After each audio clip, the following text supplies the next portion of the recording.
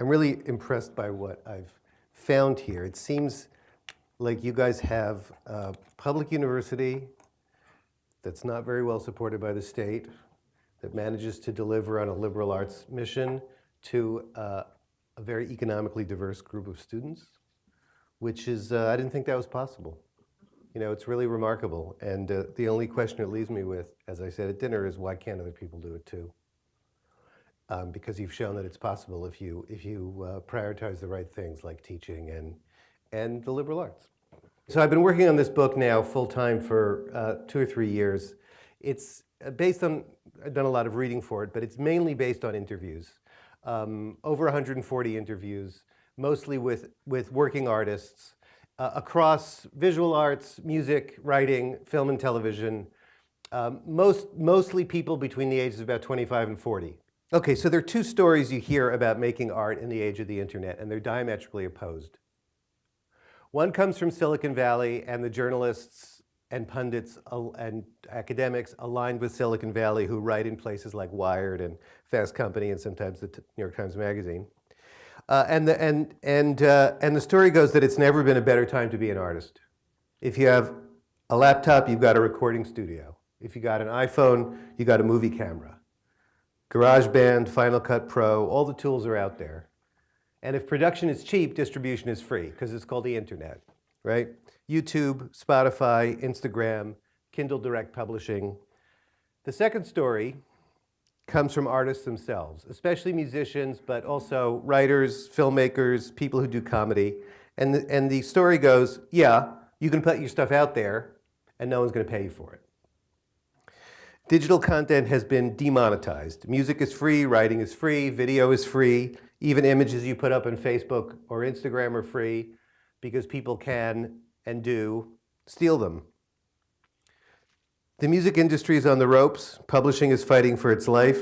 Film is now tent poles and tadpoles, mindless multiplex mega movies and shoestring small budget indies with nothing in the middle, or almost nothing. And no, everyone is not an artist. Making art takes years of dedication, and that requires a means of support. And if things don't change, a lot of art will cease to be sustainable. Now, I'm inclined to believe the second story. Now, as for costs, production and distribution may now indeed be cheap or free, but those are not the 2 main costs of making art. And the journalists who write about this don't understand that because they have not tried to imagine their way into the lived experience of actual artists. The 2 main costs of making art are staying alive while you make the art and becoming an artist in the first place. And those have both been going up. Becoming an artist almost certainly means going to school, and higher education, college at the least, perhaps an MFA. In some fields, MFAs are more or less routine. And as I'm sure you all know, tuitions have been soaring for years, and student debt since the turn of the century. The result, in sum, is the ongoing disappearance of the middle class, the so-called middle class artist. This is what the artists say. So most people who try to become professional artists don't succeed. And most people who earn any money at all from their art earn very little. And that much has been true for decades, if not centuries. There's actually a wonderful book by a Dutch artist and economist called Why Are Artists Poor?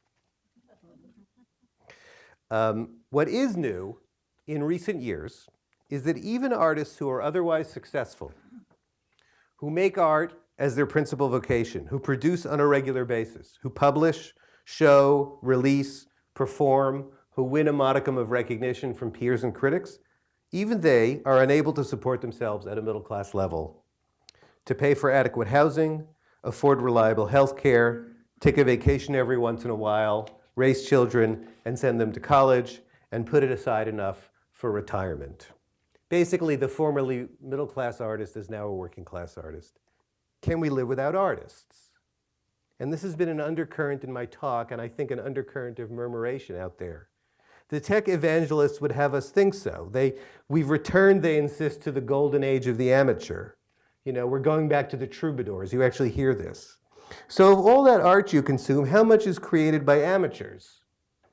Other than like your roommate's band on the weekends when you feel like you have to go. Probably not very much. Like, have you seen your cousin's improv troupe? Is that the only kind of art you want to have available, not only for the rest of your life, but for the rest of foreseeable history? Yeah, you'll have access to everything. But what will you have access to? Someone else's roommate's band. Amateur creativity is no doubt a wonderful thing for those who engage in it. It should not be mistaken for the genuine article. Thank you.